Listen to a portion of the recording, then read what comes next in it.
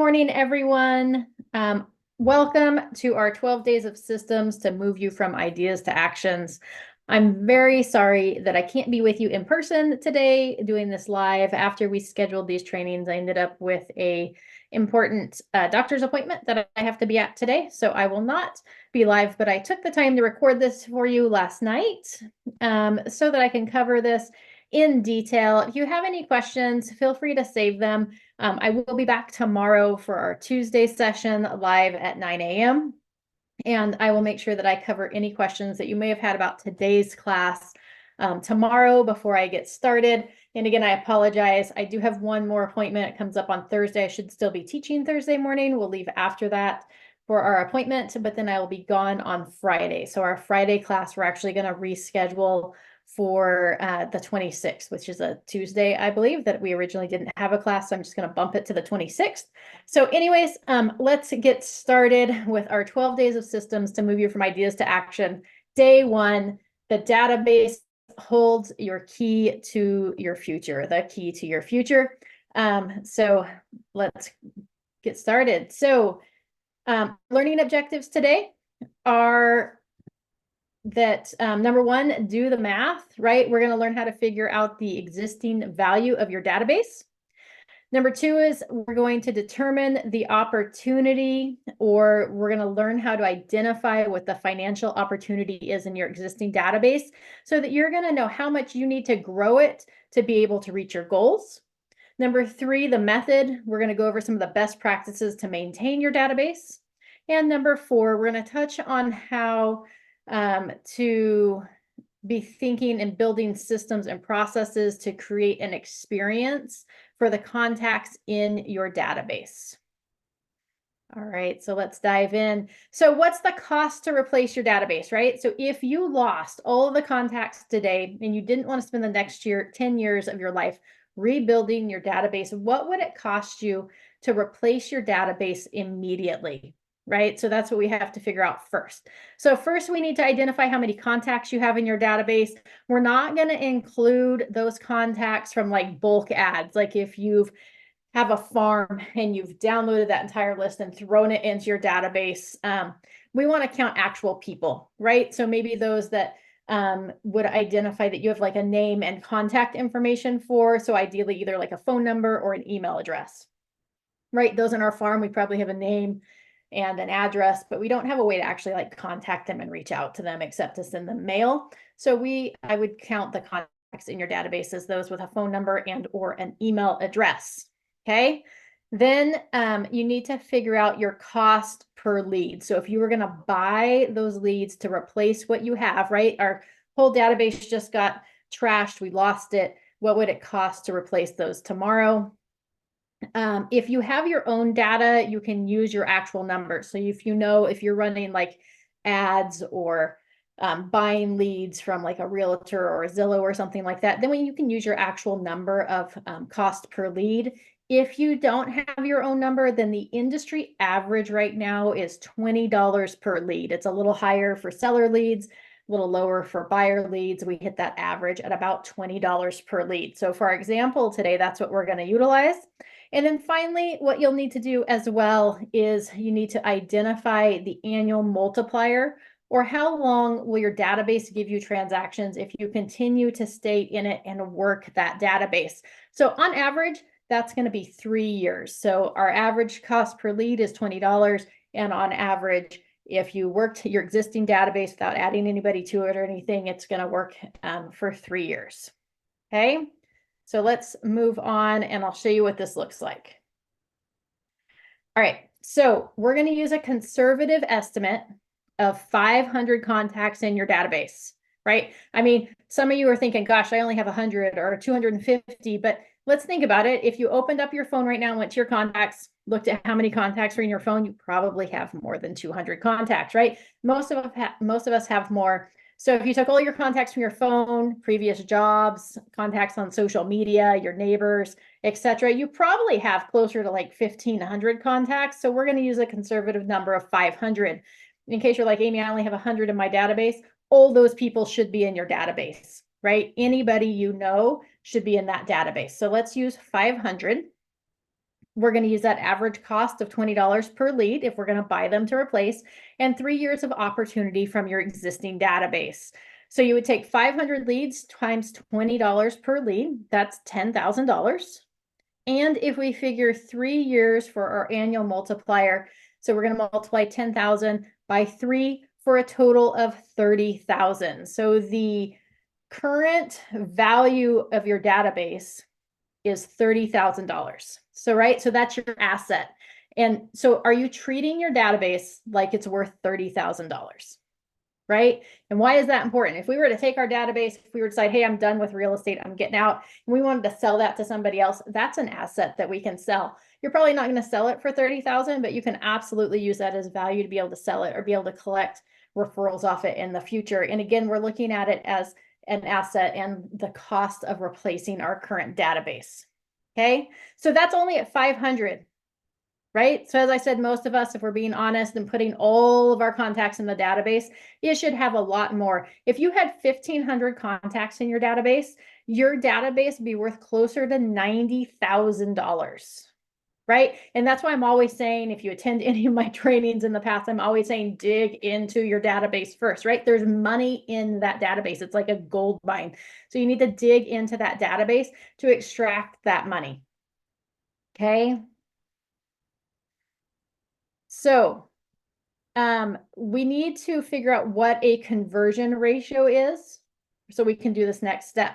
So if you've been in the business for at least a year, then you can take your total number of transactions closed for the last year, divide that by the total number of contacts in your database. That's going to give you your conversion ratio, right? This is important because we need to figure out what that number is to figure out how we're going to move forward and how many transactions we can expect from our database. Okay, so you're going to take total number of contacts, well, total number of transactions divided by the total number of contacts, that equals your conversion ratio. So for our example, if you had 7 transactions this past year and you had 500 contacts in your database, then 7 transactions divided by 500 contacts is going to give you 0.014. To get that into a conversion ratio, you multiply it by 100. That gives you a decimal, or you can just move the decimal over 2 places to the left. That means that for our example, our conversion ratio is 1.4%. Okay, 7 transactions, 500 contacts, 1.4%. If your database consists of all of your circle of influence, past clients, leads, and other random entries, and your conversion ratio is 1.4%, does that seem like an acceptable rate to you? Right? I'm thinking that probably sounds a little bit low. I want probably a little higher conversion ratio than that, right? At that conversion ratio at 1.4%, if your goal this next year was 20 transactions, then you would need 1,428 contacts to reach your goal. Or the other option is you could improve your conversion ratio by increasing the quality and being systematic in your interactions with your database. Per the MREA, or the Millionaire Real Estate Agent, we should have a conversion rate in our database of 1 in 12, which is 8%.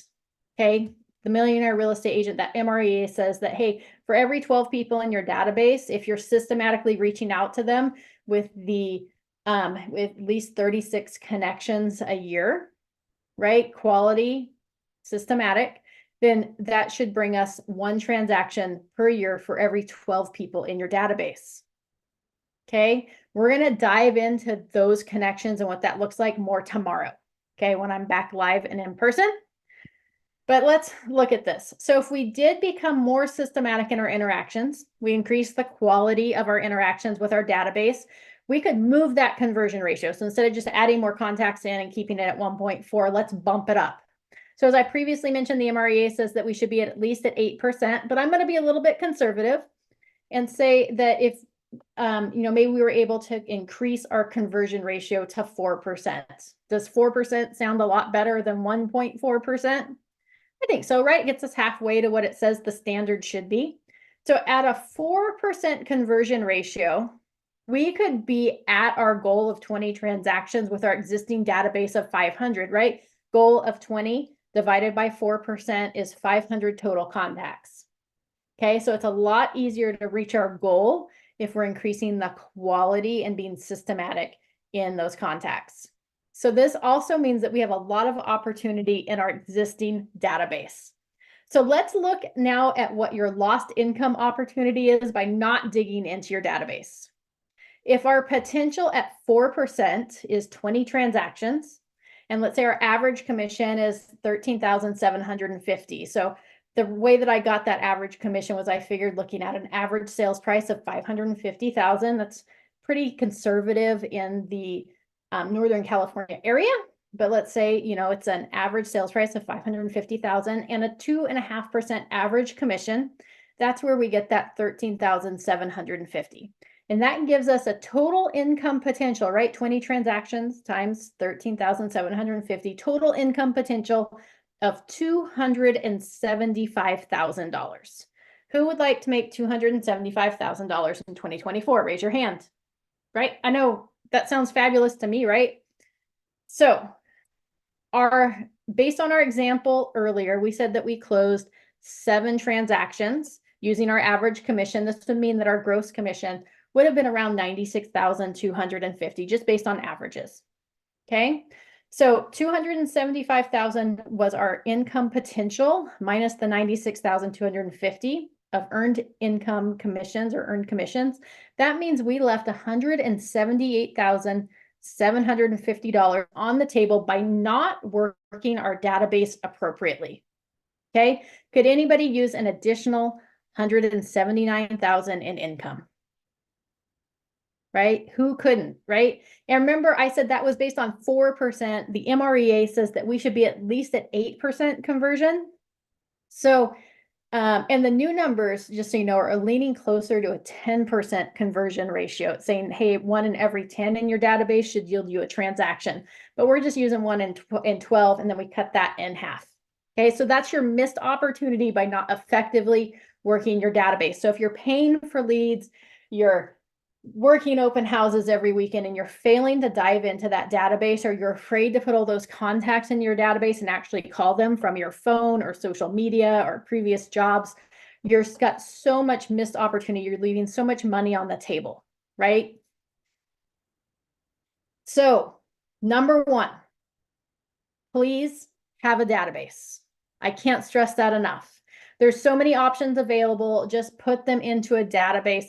It doesn't matter which one. Just pick one that you're going to use. It doesn't have to be the fanciest. It doesn't have to cost thousands of dollars a month. It can be the free one that you get through your brokerage, whatever that would mean. Just make sure they're in a database. Okay, those are going to be your leads from open houses, people you used to work with, people you do business with. They should all be in that database. And ideally, I will mention that you want something that you can automate, right? So a database system that's going to allow you to set reminders, send emails, and it would level you up if it would send text messages for you, right? And even further level you up if you found one that would allow you to track their activities, like if they're opening emails, they're responding to emails, they're clicking on properties that you might send them, right? So basic one should allow you to set reminders and send emails. To level that up, we'd like to be able to send text messages and see what they're opening and clicking on. We're going to dive further into these interactions that we should be having with our database tomorrow. But let's talk today about a plan to manage your database in a systematic way that's going to bring consistency. All right. Can we all agree that real estate is cyclical, right? Like the same thing, it repeats year after year. So there's seasons where are your prime selling seasons, and those seasons might be different depending on where you're located, right? So generally speaking, winter is going to be the slower season with the holidays and the weather. Spring and summer, excuse me, are generally going to be your busy season. And in the fall, business starts to taper. So in Northern California, we have what I call the back to school lull. I don't know if that's everywhere, but it definitely affects Northern California. There's kind of this 2 to 4 week period right around the week kids start going back to school where the market kind of comes to a screeching halt. And then it picks back up after families settle back into the school rhythm, right? And don't hear me wrong, though. Excuse me. You can have consistent business year round, but we're going to leverage the natural flow of the seasons to manage our database. Okay, so just because winter's the lull doesn't mean we should be in the lull. And we're going to utilize this to manage that database. So we're going to break it into fall, winter, and then spring and summer. Okay. In the fall, as our business begins to slow a bit, that's going to be our season of cleanup. For most markets, this is going to be September through October. During this season, we're going to define what information we want in our database.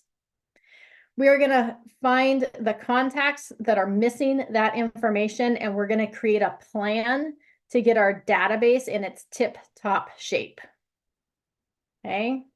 So first you want to define what information you want to have for each person in your database. What are your must-haves and what would be the bonus items, right? For instance, must-haves might be like name, phone number, email, and like a physical address or a mailing address, right? If part of your interactions are mailers and emails and calls, it's hard to do those interactions without that information. Okay, so I would consider those personally for me your must-haves: the name, phone number, email, and a physical or a mailing address. Okay, some examples of some bonus items might be like their birth dates, or maybe their pets' names and what kind of pets they have, or their home anniversary or their wedding anniversary, right? When we think about bonus items, in this area, think about Ford, right? Like family, occupation, recreation, and dreams. What things, categories fit into those things that we want in our database? How do we have those conversations? Do we want to know where they work? Do we want to know how many kids they have, right? What are those bonus items? So you're going to make sure that you identify for yourself those must-haves, and you're going to identify those bonus items in your database. That way, as we go through and start cleaning it up, we know what is considered a complete contact. Okay, moving right along. Okay, once we identify what our must-haves are in our database and what our bonus items are, then we want to find a way to identify who is missing those items. So this might take some time. You'll need to go through each contact and determine who has the must-haves and who has the bonus items and who does not. And if you can tag your database, that's one of the best and easiest ways to identify, sort, and locate contacts with missing information. So as I go through my contacts, maybe I find myself, Amy, in there, and I'm like, oh, Amy doesn't have a phone number. I would tag it with no phone number or no phone, right? Something like that. So it makes it really easy for me then to sort through my database, go to the tag of no phone and figure out who I don't have a phone number for so that I can execute my plan to try to fill in that information, right? We tag like no address or no email, right? So some way to be able to sort and find the contacts in your database that are missing the information to make it really easy for us to begin filling it in. Okay, so now once we've done that, so once we've figured out what our must-haves are, what our bonus items are, we've gone through our database, we've identified who's missing information and who is complete. Now is the time to start finding and filling in all the missing information so that your database can be as complete as possible. Remember, these are our activities that we're going to do from about September through November, I think is what I said previously. Let's just double check. Oh, September, October. Okay, so a 2-month period, we're going to work on cleanup. And this is something you want to do cyclically. So every year, September, October is going to be our cleanup time. Okay, so September, October, identify must-haves, bonus items, identify which contacts are missing them, and then we're going to start finding that information. This is also a good time to not only find the missing information, but to figure out who's still missing from your database, right? Who isn't there that should be? You can look through your past sales. You can look through the contacts in your phone. Who are you friends with on social media? Who do you do business with, right? Who do you have business relationships with that should be in your database? Everybody that you do business with, your hair person, your hair salon person, right? Your barber, your doctor, your dentist, your chiropractor, your massage therapist, whoever it is that you're doing business with on a regular basis should be in that database. If you're giving them money and doing business in their shop, then you should anticipate that you're probably going to be referring people to them, right? Otherwise, you're not going to keep going back. And if you're referring people to them, why aren't they referring people to you? right? So have that expectation. So those business relationships should be in there. Also, maybe like, who do you know from past jobs, kids activities, community activities, all those things that you do and people that you interact with, they should all be in there. So now's a good time to start thinking about who needs to be added to your database. This is also a good time to introduce our sponsor, Cyberbacker, right? Cyberbacker offers affordable remote administrative support. So one of the main tasks that we do for our clients, excuse me, is database management, which includes inputting all of your contacts into your database, completing the cleanup and identification of missing information. And then we data mine the internet to find and fill in missing holes, right? So if that's something that you may be interested in, feel free to put your information in the chat box and we'll be in touch with you to talk more. If you don't want everybody to have your information, you can show direct message in that chat box. Abby, I think it's listed as Cyberbacker, your information, and we'll be in contact with you to talk about what that would look like. So just a little thing, if you're like, this feels so overwhelming to try to get everybody into a database, we can help with that. All right, moving right along to our November to February, our winter season, right? And our winter activities. So in the winter, as the business is a little slower and you're balancing transactions a little bit more, you have more free time, it gets a little easier to be in our season of connections. So for most markets, this is going to be that November to February. Remember, your market might vary a little bit depending on where you're located, but for most people, this is going to be November through February. So during this season, we're going to work to connect with the people in our database that we may not have been in contact with on a regular basis, right? So as we're adding people to our database, filling in the holes and beginning to be more systematic about our connections, we need to start building relationships with those that we have not been connecting with on that regular basis. The winter is the perfect time to do this, right? Anytime you reach out to contacts, the interaction should be both meaningful and it should be purposeful, right? Call with a purpose. You can always remember the Ford sandwich. That's family, occupation, recreation, and dreams. So we can have conversations around those items. How's the family? Are you still working at blank, right? What do you have planned for 2024, right? So we can have conversations around that. The conversations at the beginning, they don't have to be super businessy, especially if we haven't been connecting with these people on a regular basis. It's just a goal to connect and begin building or renew those relationships. So it might just be like, oh my gosh, I'm so sorry. I'd like to get caught up. What have you been up to? Right? It's also never too early for like a happy holidays or a happy New Year's call. So anytime during that period, right? Starting in November, good time to call up and say, hey, I was just wanting to wish you, I know it's been a while since we've connected. Just wanted to call and wish you happy holidays. Got several holidays coming up. Or, once January hits, our Christmas comes and goes, right? We lose our Thanksgiving, we lose our Christmas. Then you can do, hey, I just want to call and wish you a happy new year. Great reason to connect. Then you can dive into that Ford sandwich and then we're going to move them on to a regular connection after that. But now is a great time when it's down a little bit to make those phone calls and connect with those people.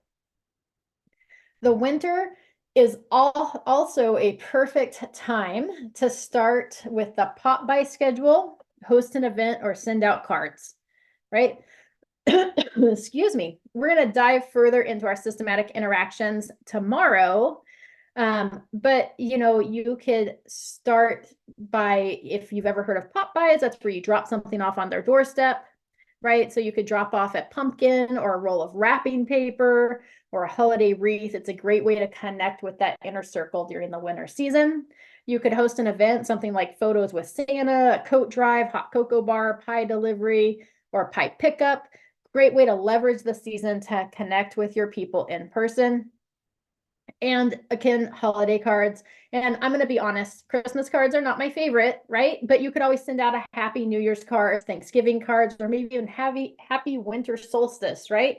Happy Veterans Day can be sent during this time of year if you know who in your database is a veteran. It's just a great way to connect with your database. The reason I'm not big on Christmas cards is everybody sends Christmas cards, so yours just gets lost in the pile of Christmas cards. So that's the only reason. Nothing against Christmas, nothing against sending Christmas cards. Just from a business standpoint, I would pick a different holiday to send cards for. Or maybe instead of sending out a card, right? Maybe you send them like a fridge magnet, like, right? Something that sticks that's got like the calendar on it or something. You could, anybody who closed a transaction this last year, it's a great time to send them like a first year in our new house, like ornament for their Christmas tree. You can mail out a copy of the closing statement for this year's closing, so they have that information when they go to do their taxes. So there's lots of reasons we can connect with people in the winter time to begin building those relationships and start setting the standard for regular interactions. Okay. Once we get out of the winter, right? So complete your database in the fall. Winter is we're making those connections. And then as the spring moves in and summer takes over, this has the potential to be your busy season. And for most markets, this is going to be March through July or March through August. Okay. During this season, our goal is to maintain and continue the systems and processes that we've started and to begin reaping the rewards of our actions, right? Those things that we completed in the fall and winter cycles. Now people are beginning to realize that we're in real estate, we're connecting with them on a regular basis. And guess what? When they are ready to buy or sell a house, they're going to call you. And that's going to increase that conversion ratio in your database. Okay. So remember, as you move through the real estate selling cycle, these actions should be repeated each and every year, right? So every fall, we're going to clean up our database. Every winter, we're going to work on making those connections with people we haven't been as effective with our connections on. And every spring, we're going to reap those rewards and continue to stay on top of the systems and processes that we're creating. But even when we stay on top of our database, we can miss information, forget to add people, right? So that's why we're always doing that on a cyclical cycle. The seasonal execution of the method is paramount for getting the results that you desire from your database.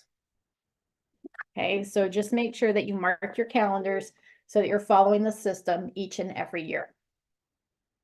If we want to gain the results we desire from our database, right? Bumping that conversion ratio up to 4% or even 8% or even into that 10% range.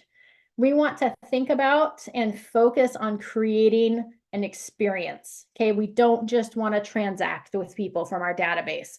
It's going to help not only get the initial transaction from our database, but also future transactions and especially referrals, right? If we create an experience, those people that we transact with are going to make sure to refer us to their friends and family, and they're going to help us grow our database without us having to do anything.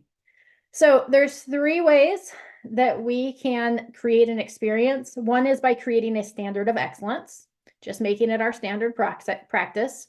Number 2 is to step up your game and challenge the traditions. And 3 is focus on the little things to create that wow experience. So, the world is crawling with real estate agents, right? There's lots of us out there, and we don't just want to be another name, right? We want to be the realtor of choice for everyone in our database and everyone that they know. So to do that, we need to understand that we need to stand out and go above and beyond the normal.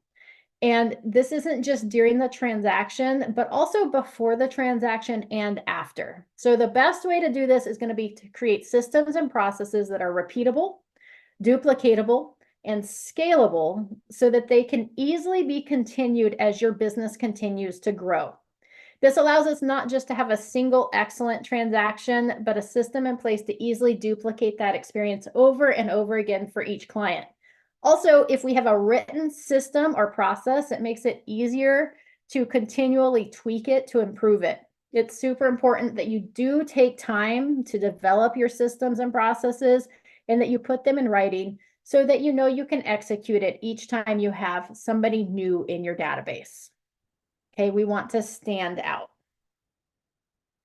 And a lot of time when we learn real estate, right, we're taught by someone who does things a certain way. And oftentimes doing things because that's the way they've always done it, or that's the way it's always been done. So it's okay to question them, to question your actions, and to ask the question why to obtain clarity into an action. And in addition, it's okay to make changes and look for ways to improve the experience for our clients. So just because that's the way it's always been done doesn't make it the right way or the way that it needs to continue to be done. So take time to reflect after each transaction, after each interaction. Schedule time in your week to reflect on your activities, what worked, what didn't work, what did you do that didn't have that wow factor, and then make those adjustments and continually improve everything all the time. Okay. Your goal, whether you have a listing appointment or listing, helping buyers purchase a home, or you're making phone calls, hosting open houses, showing homes, or doing a final work through, is to be the agent that stands out. Okay, keep in mind that people don't remember the regular or the expected moments. They will remember the surprises, good or bad, right? This means that we need to step up our game to help create many moments to ensure a positive experience. They'll remember when you do the little things. Like if you're showing homes and you're on home 3 and you open up your trunk and you say, hey, who would like a cold water or who wants some snacks, right? If you have that in your car to offer them, they're gonna be like, oh my gosh, yeah, we were just getting thirsty. Or little Johnny in the back seat was throwing a tantrum just now because he was so hungry. And I can't believe you brought us snacks. Thank you so much, right? It's just those little things. It's not hard to do. And you can keep them stocked in there, a little ice chest or some ice in it each morning, whatever it is when you have showings, so that you can offer that to them. Our goal would be not just to provide a service, but to offer value as well and to go above and beyond. So some ideas of things to focus on the little things is look for opportunities to send cards or notes in the mail. Most of the time we open that mailbox and it's all like junk and bills. And it's really cool when we get something in the mail. So you showed somebody a property, send them a card. Hey, it was a pleasure, seeing properties with you yesterday. I hope you have a fabulous week. I look forward to our next appointment. Or maybe you sit down with a buyer appointment or a listing appointment. Maybe one of your clients reached out and called you, whatever that is, look for opportunities to send them something in the mail. Create many wins during the transaction to celebrate, right? Like if the contingencies are removed, maybe the appraisal is completed, they signed paperwork, right? So think of those many wins. If you've got a buyer, it may not just be a phone call of, hey, congratulations, it's time to we removed contingencies, or hey, the appraisal came in at value. You may actually have something to provide them, right? Like a little, maybe when we remove contingencies, we provide packing tape or a couple boxes or something, right? We like show up. You can do the same thing with your sellers. Like as the transaction moves along, think about things that are going to add value to that transaction and help create memories and help them remember who you are and the positive things that have happened, right? So look for those mini wins and always bring value. So if you're door knocking, if you're making phone calls, if you're hosting an open house, like what can you bring to those people that you connect with that is going to be of value? Okay, so if I'm door knocking in my farm, like what would somebody feel that is valuable? So maybe they like being kept up to date of what's going on in their neighborhood, or maybe they like to know what activities are coming up around their area that they can go take their kids to, or that what sport events are coming up, or right. So just think of those things. If there's like a summer movie special, sometimes like the movie theaters offer like a summer series where it's like $4 movies on Wednesday afternoon, like provide them with that list, right? Or maybe you start creating relationships with other business owners and you bring them coupons for that business so that you're helping to bring something of value. So it gives you a reason to kind of knock on their door and have that conversation. But you're also providing a value to that business owner that's going to start referring business to you as well by helping to bring them new business. Right? Over the next 11 classes, we're going to talk about other ways in which we can bring that wow factor to our database and in our lead generation. So we'll talk about this more in detail as we proceed forward. All right, well, that's the end of today's class. Thanks so much for joining us today. I appreciate you taking time out of your day to learn with me and being understanding of this class being recorded. I'm sorry that I couldn't be here in person with you today, but I'll be back live and in person tomorrow, and we'll be covering step up your database to yield its potential. So we're going to dive into the specific interactions that we should be doing with our database so that we can get to that 4 to 8 to 10% conversion ratio. Wednesday, we're going to have lead generation, the only way to grow your database. And then Thursday, we're going to talk about leveraging listings for leads. And then Friday is going to be rescheduled. So as I mentioned previously, we have another medical procedure. Much rather be in person with you guys covering that, but we're going to cover it next Tuesday. So next Tuesday, we're going to move farming to grow bigger crops to next Tuesday. That's what we have coming up. I hope you guys found this class helpful. I hope you got some ahas. You guys should start diving into your databases today. Get all those contacts in there. We're in that, fall, winter season. It's December, but if you haven't cleaned up your database, now's a good time to do that and making those connections so that you can reap those rewards come spring. So hopefully you guys put this into action. I will see you tomorrow where we will dive into how to get your database to yield its potential. Talk to you guys soon. Have a fabulous day.